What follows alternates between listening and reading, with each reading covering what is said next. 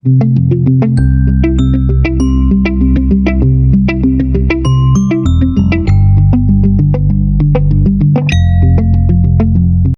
tal? Muy buenos días. Hoy estamos acá en estas charlas como para poder acercar lo jurídico a lo cotidiano, y en esta oportunidad contamos con la presencia del doctor Pablo Morán, que es juez federal de la provincia de Formosa y que además participó, digamos, es partícipe de lo que es el fallo tan emblemático del tema del yaguareté, ¿no es cierto? Bueno, doctor, muy Sí. bienvenido. Quería, bueno, que nos cuente a ver cómo fue esta elaboración, ¿no? Porque fue el primer fallo que realmente recibió condena, pues ya había varias causas, pero nunca llegaron a una condena puntual, ¿no es cierto? Efectivamente. Bueno, buen día a todos. Bueno, como vos recién me estabas presentando, mi nombre es Pablo Morán, yo soy el juez federal titular del Juzgado Federal número 1 de Formosa y tenemos lamentablemente, ¿no? El, hemos tenido el, el- la oportunidad de ser la primera vez en la historia judicial argentina que se dictó un fallo, que avanzó una causa a juicio y que se dictó un fallo condenatorio por la matanza del Yaguareté. Digo lamentablemente, ¿no? Porque esto, si bien marca un precedente y creo que está marcando eh, de alguna forma está empezando a marcar tendencia en distintos lugares del país. Todos sabemos que los yaguaretés los había de a miles en lo que hoy es el territorio argentino. Los primeros exploradores, eh, allá por la costa del río Bermejo, el Pilcomayo, el propio, lo que acá es Tigre, digamos, las islas del Delta, eran zonas que estaban llenas de yaguaretés. El yaguareté tuvo una extensión geográfica desde México hasta el norte de la Patagonia inclusive. El propio Quiroga, el llamado el Tigre de los Llanos por matar un yaguareté Claro. eh, a cuchillo en esa época. Eh, lo cual era un símbolo también, el yaguareté, el animal, el felino más grande de América, un animal muy poderoso, con una mordida muy poderosa, con una piel muy bella. También era matarlo, era un símbolo hasta de la hombría, como que crea el Claro. mito, el propio tigre de los llanos que había matado a cuchillo un yaguareté, enfrentándolo. Y bueno, esto va creando como un mito en todas las culturas de los pueblos originarios y también de los pueblos colonizadores que vinieron a América, a la Hispanoamérica, lo que hoy sería Hispanoamérica y Brasil también, de que matar un yaguareté te da como, te transmite, incluso están los que piensan que te transmite la fuerza, la potencia, la virilidad del animal, se transmite hacia su matador. Bueno, además de la expansión de la frontera agrícola, la expansión de la frontera ganadera, la deforestación que todo ello trae implicado. O sea, la deforestación, o sea, la destrucción del monte, significa quitarle hábitat a todas las especies del ecosistema, pero también incluyendo al yaguareté. Claro. Además, los ganaderos lo salen a cazar porque el yaguareté es un animal que en definitiva pone en riesgo a su ganado bovino, ovino, caprino, Claro. bufalino, etcétera. Entonces nos encontramos con esta doble cuestión, ¿no?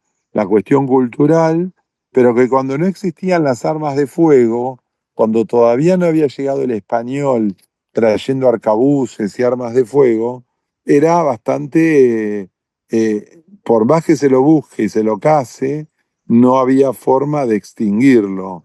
Desde que existen las armas de fuego y la deforestación y la expansión básicamente de la frontera ganadera, lo que se está logrando es su primero se queda sin espacio, se asfixia. claro, Y segundo, se queda sin corredores biológicos, que también son muy importantes, porque claro, los animales que quedan aislados en un monte y ese monte no tiene corredor biológico para conectarse con otras especies, otros animales de su misma especie, de alguna forma se degrada y se destruye esa familia, digamos, ¿no? Y exactamente, bueno, y la existencia de armas de fuego y la existencia de perros traídos por los españoles hacen que la caza de yaguareté, así como la del puma y la de otros animales, sea muy fácil. No deja de ser peligrosa, eso le claro, explicamos a la gente, la convivencia con los grandes felinos no son mascotas, por más que uno los críe de chiquitos, al igual que el puma. Eh, Son animales salvajes, son animales fuertes y son animales cuya caza incluso es peligrosa, claro, aún hoy con rifles y con perros. Pero exacto, todo eso facilita su extinción.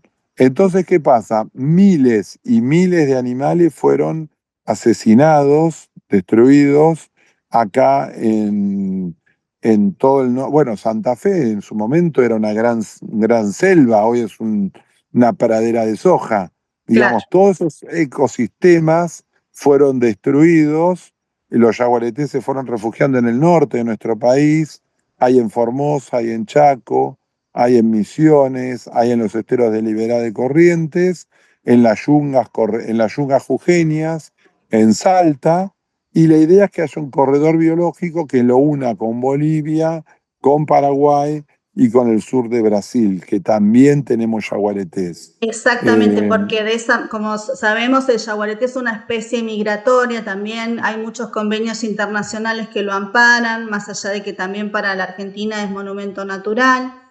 Y entonces, en ese contexto, hace poco salió una nota que decía que ya se hizo efectiva, digamos, la multa a estos cazadores y hay algunas personas que consideran que, digamos, que la multa fue poca, ¿no es cierto?, por la calidad ecológica que tiene el yaguareté. Entonces, yo en ese sentido le quería preguntar, porque tenía entendido que es por la capacidad económica que tenían los cazadores, que Claro, tienen. el asunto es así, la multa todavía no la hicieron efectiva porque apelaron y se fueron en recursos y recursos y recursos, que son las garantías del ciudadano, ¿no? La vía Exactamente. recursiva ante Cámara, casación, corte, pero de alguna forma dilatan el cumplimiento de la multa, además de devaluarla. Claro. Eh, ¿Qué pasa? Lo que la destrucción de un yaguareté, si uno va a valorarlo en pesos, en dinero, parques nacionales lo tiene evaluado hoy en más de 2.500 millones de pesos. Si uno tuviera que evaluar una especie de un mamífero en vías de extinción que pesa más de 40, 50 kilos, que es muy difícil de reproducir en cautiverio, que quedan pocos animales, que está degradado su hábitat, que se quedan sin corredores biológicos, cada animal reintroducido Mm. eh, tiene un costo para llegar a eso, el trabajo de veterinarios, de biólogos, los campos que se utilizan, etcétera, de aproximadamente 2.500 millones de pesos. Ese es un monto imposible de pagar, en este caso en concreto, con trabajadores rurales que son los autores condenados por este delito.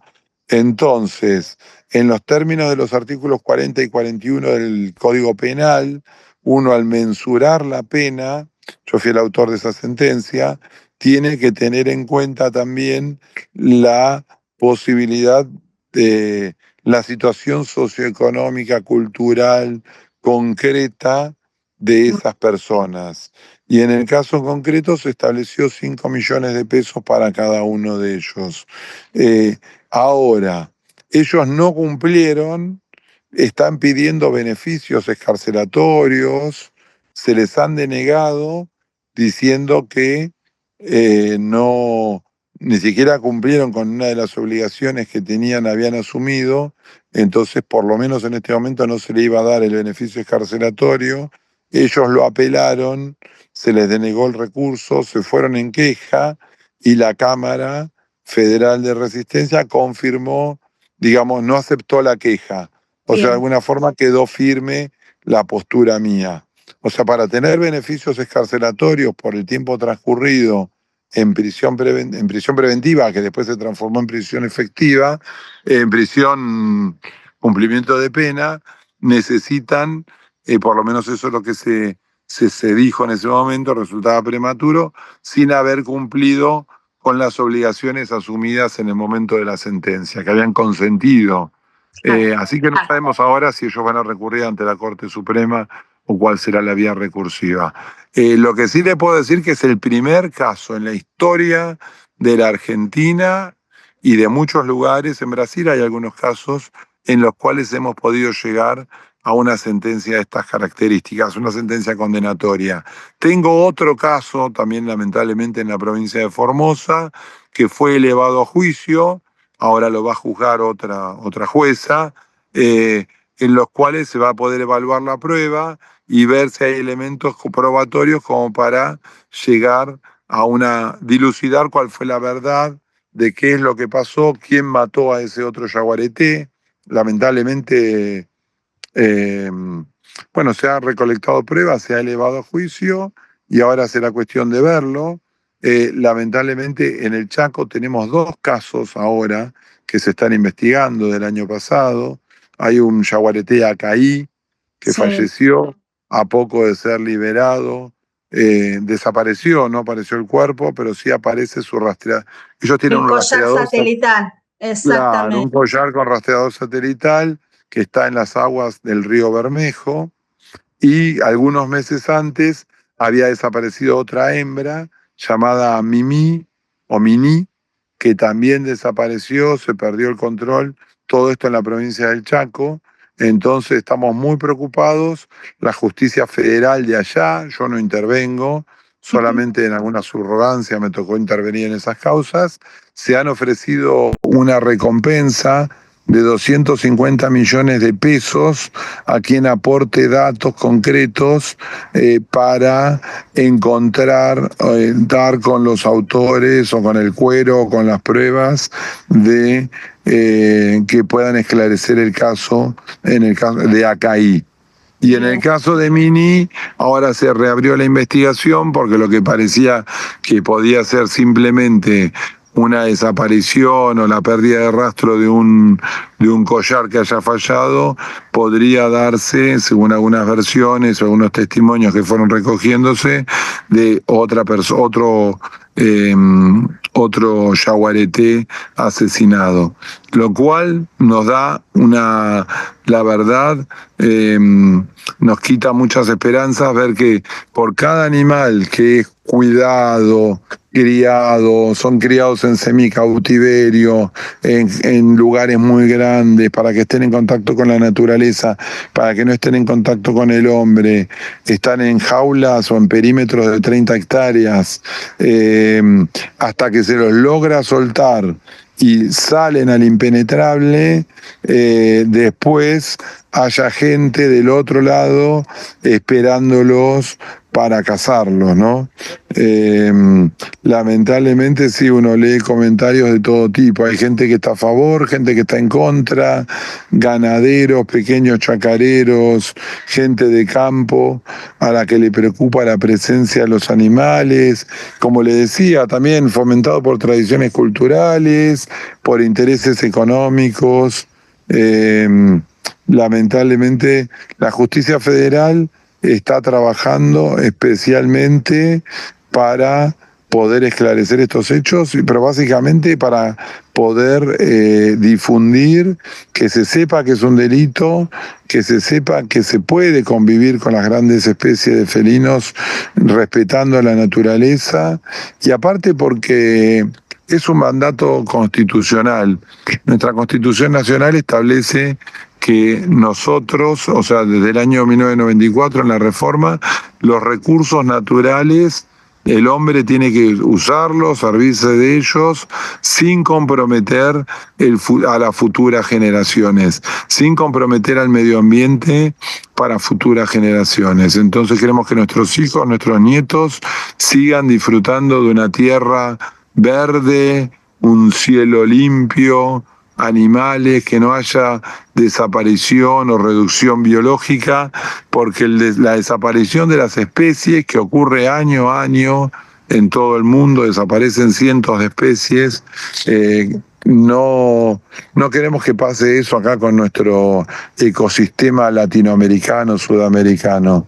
Y para eso trabajamos también con los países de frontera, los colegas, jueces, fiscales y policía ecológica, no solo de Chaco y Formosa, sino también con la gente de Paraguay, de Misiones, de Brasil. Hace poco estuvimos charlando bastante con gente de Brasil, Paraguay, Chaco, Formosa, Bolivia, precisamente para esto, para poder seguir trabajando activamente en la lucha contra la cacería ilegal, pero también para prevenir, no solo para condenar, sino para prevenir, que la gente sepa, esto es un monumento natural provincial en Formosa, en Chaco también, en muchas otras provincias, pero también es un monumento natural nacional.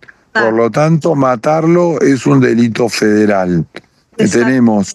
Hay pocos animales que son monumento natural nacional, como el yaguareté, la ballena franca austral, el venado de los pantanos y el huemul. Son 4 animalitos que matarlos es un delito federal.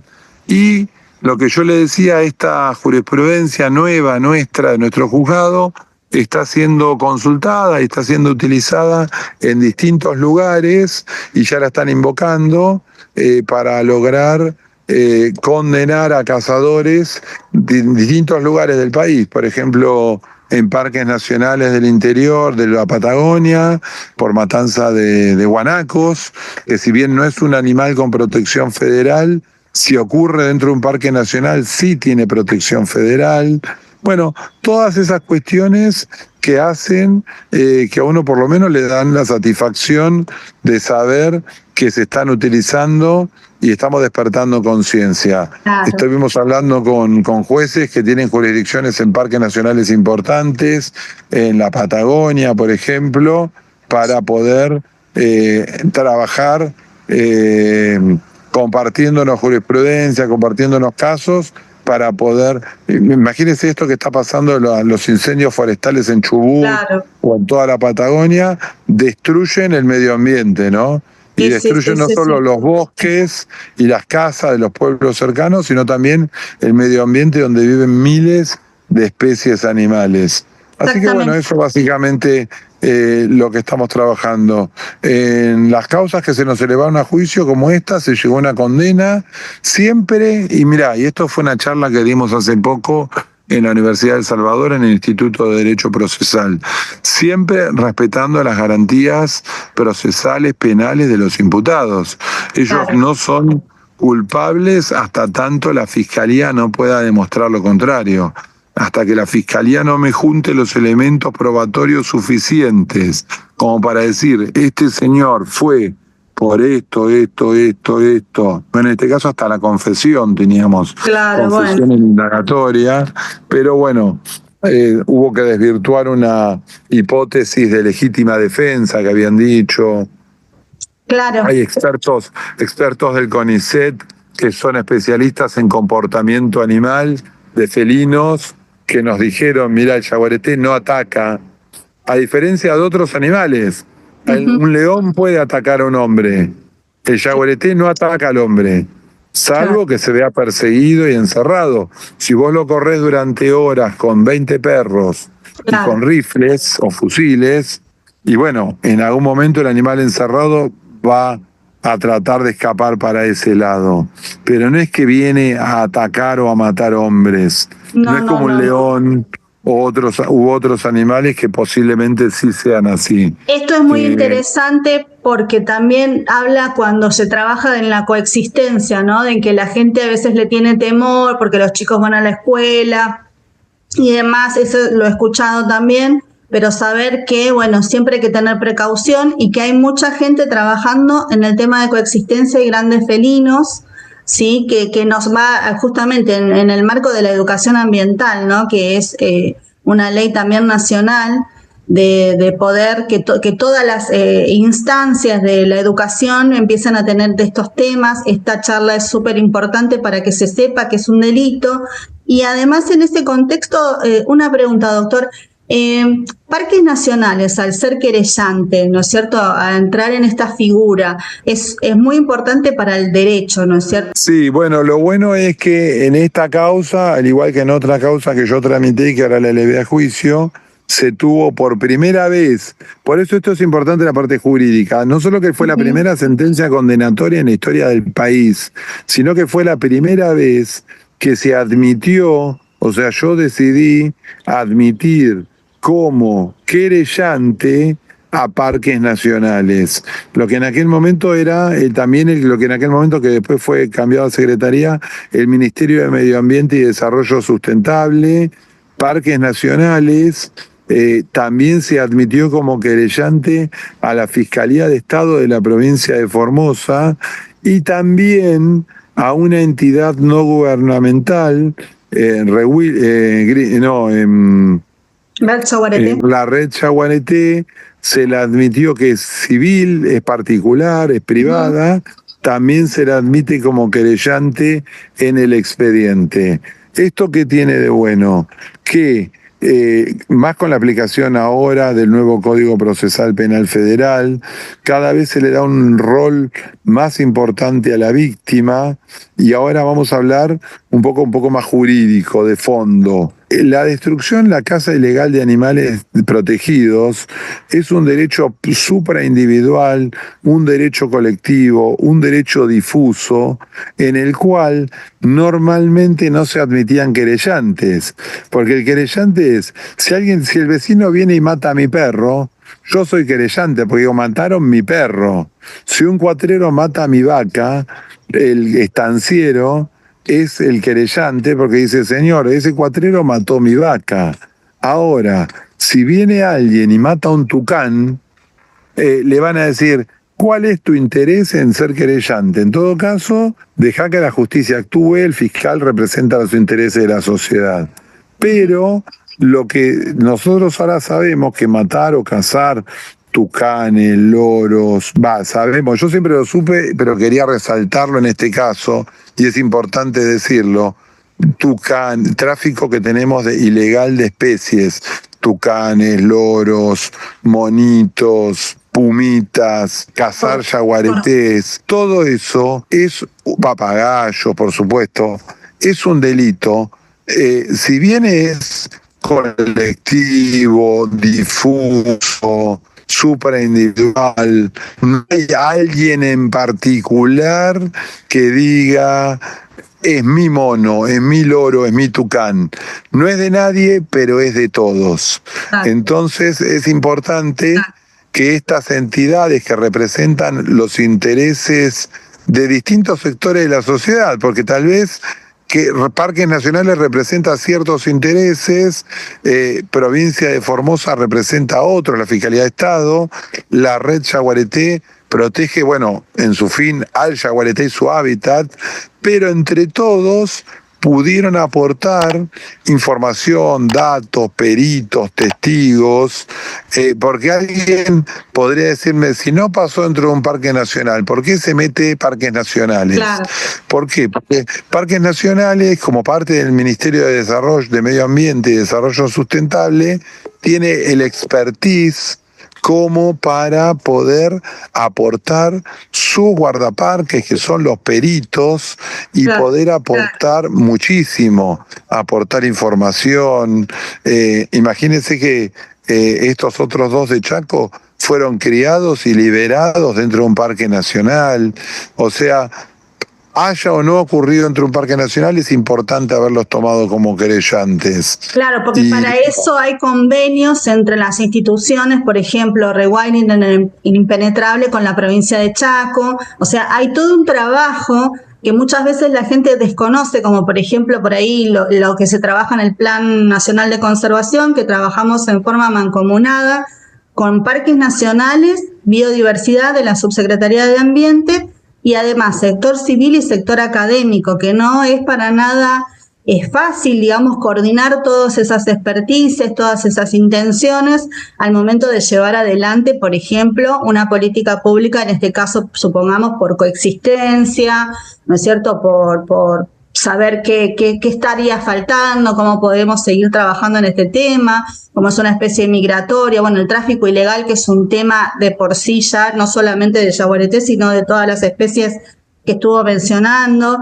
Y bueno, y eso facilita este espacio lo que tiene, la idea es de poder mostrarle a la gente que bueno, que los animales silvestres no son mascotas, que no fomentemos este tráfico, ¿sí? Porque si hay consumo es porque facilita, ¿no es cierto?, el hecho de que sean cazados y comercializados. Lamentablemente, sí, lamentablemente el consumo, la demanda que hay en las grandes ciudades, en Buenos Aires, en Rosario, en Europa mismo, genera que haya cazadores y traficantes de estas especies, ¿no? Claro. Que después parece una gracia, pero incluso animales exóticos, Claro. parece una gracia. El otro día estuve en el ecoparque acá en el de Cava, en el ecoparque estuvimos viendo y nos contaban que la gran problemática que tienen es la cantidad de tortugas de origen brasilero, que son tortugas de origen brasilero que la gente se trae como un chiste, como una gracia de las vacaciones, no sabe el daño ecológico que están generando. Es impresionante el daño ecológico que están generando, porque son tortugas que después se liberan en la zona de la costanera, en la reserva ecológica, pero que se mezclan, se hibridan con las tortugas locales, pero generan un daño ecológico bastante grande, ¿no? Y lo mismo pasa con, bueno, con traficantes de flamenco, de tucanes, de otros animales, y algo muy triste y muy feo, lo digo por más horrendo que parezca, el tráfico de monos los traen muchas veces para rituales umbanda, lo cual es algo terrible, horrible, y uno a veces cuando ve para qué traen los monos, dicen, o sea, no se contentan con eso de las gallinas, de matar un gallo negro, sino que traen un mono para evitar un sacrificio humano, te dicen, traigo un mono que es lo más parecido. La verdad que es tristísimo ver que nuestros monitos capuchino, caí, tanto tití y tantos monitos del monte formoseño y paraguayo terminan en ritos umbanda en el Gran Buenos Aires, en el AMBA, en el área metropolitana de Buenos Aires. Sí, es cierto eso. Bueno, doctor, y como para ir cerrando, yo le quería preguntar, usted con su expertise, ¿no es cierto?, ¿qué posibilidades le ve a la mediación ambiental intraprocesos, por ejemplo? Y bueno, en principio por ahora no está previsto en nuestro Código Procesal Penal Federal. Lo que sí le puedo decir, no he tenido experiencia en este tipo de asuntos porque al haber digamos, ser un interés colectivo, difuso, como decíamos, no tenemos a alguien que represente directamente el interés, pero sí muchas veces en medios como solución alternativa del conflicto, en suspensiones de juicio a prueba, en juicios abreviados, en algún tipo de disposición penal, se ejerce una especie de mediación, ¿no? Claro. En la cual el fiscal negocia con las defensas técnicas las posibilidades de sanción, de decomiso, de multas. De restauración también. De restauración, que a los cuales se los puede someter. En el caso concreto no solo que intervino, sino que los querellantes, si bien no es obligatoria, no es vinculante, también estuvieron de acuerdo con la solución que se encontró en este caso. Claro. Así que bueno, sí, la mediación ambiental sería interesante, sí, porque sabemos que está pasando, digamos, ¿no? El tema es quién representa el interés ese, por ejemplo, las contaminaciones mineras en San Juan, Claro. donde los pueblos, las provincias enteras se ven con su flujo de agua contaminados. Sí, son temas muy, muy difíciles. Mismo lo que acá de la cuenca Matanza-Riachuelo, ¿no? Totalmente. Que después de años y años y años todavía no se ha logrado sanear la cuenca ni reubicar a las familias. Son temas muy difíciles y sí, habría que explorar la posibilidad de mediación en la medida que uno pueda ir encontrando grupos, por ejemplo, la gente que hay que reubicar de la cuenca Matanza-Riachuelo, tal Claro. vez ellos podrían sí ser sujetos como parte en la mediación. Claro, sí, obviamente tener posibilidad, en consideración la herramienta como para poder aplicarla en determinados puntos dentro de un proceso, por ejemplo, en este caso, como bien decía, el de la cuenca Matanza-Riachuelo. Bueno, Exacto. doctor, le agradezco Muchísimas un gracias. montón su presencia, bueno, su participación y bueno, y esperemos que esto sirva para, bueno, dejar en claro no solamente el cuidado ambiental, el cuidado hacia los animales, al ecosistema y bueno, y que por supuesto está la justicia ayornada, ¿no? A todos estos... Y también los desmontes, sí, precisamente proteger de los desmontes que son los que destruyen el medio ambiente donde viven todos estos animales. Bueno, ya nos veremos ahí en la UBA, seguramente ¿Cómo vamos a realizar alguna actividad. Exactamente, bueno, muchas gracias. Gracias. Buenos días. Chao.